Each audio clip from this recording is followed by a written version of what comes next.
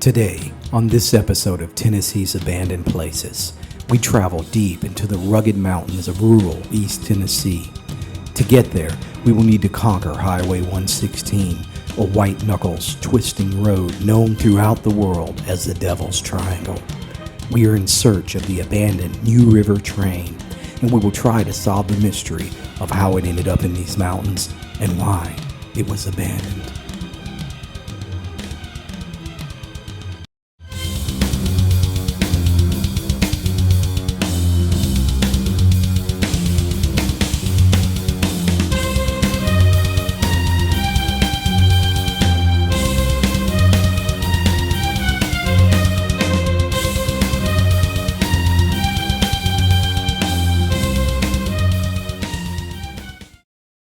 Our trip today takes us past Petros, Tennessee and Brushy Mountain Prison as we climb past Frozen Head Mountain State Park.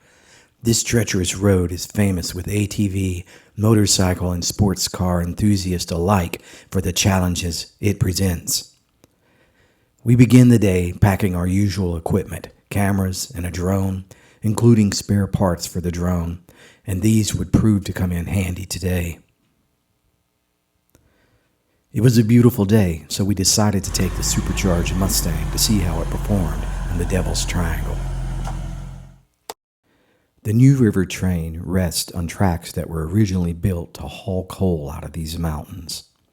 However, all coal operations ended in 2013, and since then the tracks have fallen into disrepair. The New River train consists of a vintage 1951 Alco RS3 diesel locomotive and two passenger cars that ran from 2008 to 2010. The train and both passenger cars were brought here from Arizona, and they have sat abandoned on a siding behind the Devona coal prep plant since 2010, and all three units have been heavily vandalized. They still draw a lot of visitors who make the trek mostly by four-wheel drive vehicles by first negotiating Tennessee's famous switchback curves on the Devil's Triangle leading in from Petros to the west or Briceville to the east. We decided to stop by Brushy Mountain Prison and do a quick test flight on the drone before making the climb up the Devil's Triangle's steep mountains.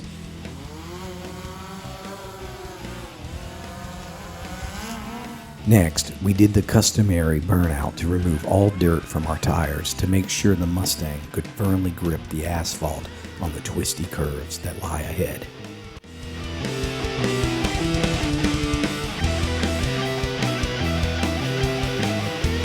We made sure to stop and visit the only store that's hidden in these mountains, and we interviewed the owner of the New River train to get the scoop on the true history of the train.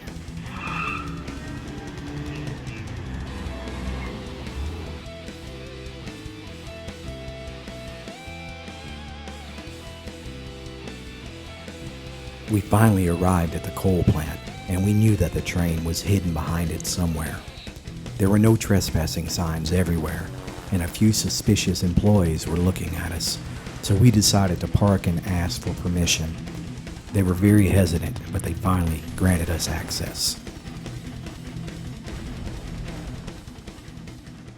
Would have been nice if we could have filmed everything that he was telling us about back there, about the story of it, that it last. Interviewing him. Yeah, like that it last ran in 2013. Because what I heard the last time it run was in 2009, but apparently it was 2013 because that's when he had a head-on collision with that railroad truck, and it went to court. And it's weird that thing is perfectly fine. I know, right? And then that's how. Yeah, and that's the sad part. He just parked it here, and it was a working train, and people just freaking vandalized. Now that we were finally at the train, I decided to fly the drone to get some overhead footage, while James was inside filming the inside of the train. And that's when disaster struck.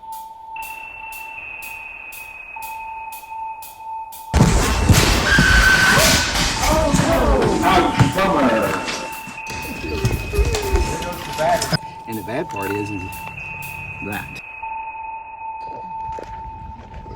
Let's just see if it works.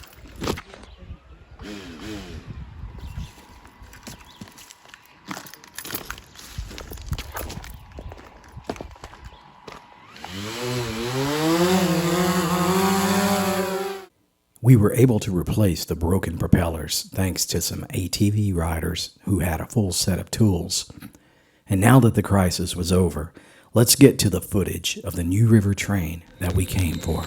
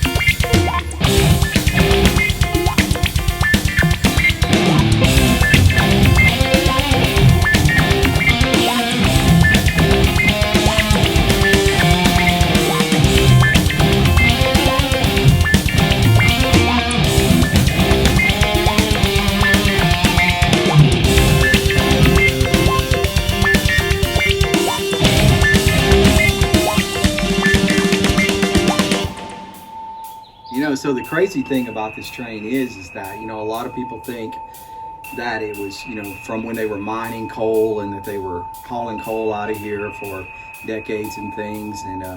But actually that's not the story. The story is that there's a local guy here that lives actually a couple of miles from here named Scotty, who bought this train. And as you can see, it has, it was a passenger train when he bought it. And, he would take people from Huntsville, about 40 miles away, to here, and they would turn around. We're in New River right now, and they would turn around and go back, and he'd be selling hot dogs and hamburgers and things, and people paid $40 just for a train ride. And so he did that for a few years, and then in 2013 was the last time it ran. He was driving the train, and the dispatcher gave him clearance to go across the tracks, and he did. But the dispatcher apparently also gave one of those railroad trucks that you see sometimes going down the road, a pickup truck on the railroad. The dispatcher gave the pickup truck clearance as well, and so they hit head on. And so when they hit head on, a huge lawsuit broke out. It got tied up in the courts for years, and so they parked the train right here. This was a running train. It was completely functional, and they parked it here and while the lawsuit was playing out. And people got word that, hey, there's a train parked up here in New River, and people started coming. And sadly, they tore the people visiting this train have torn it to pieces. This was a perfectly running train, and now it is completely destroyed. All the windows are busted out. The engine has been vandalized. They've stole the valve covers off of it. They've ripped all the wiring out of it. They stole the real nice bell that was on the front of it. They've torn up every aspect of this, and so that's the lost history on the New Market train. Hey guys, JD Phillips 73 here. Join me each week as we travel and rediscover small town America's forgotten histories. Don't forget to subscribe and hit the bell for notifications.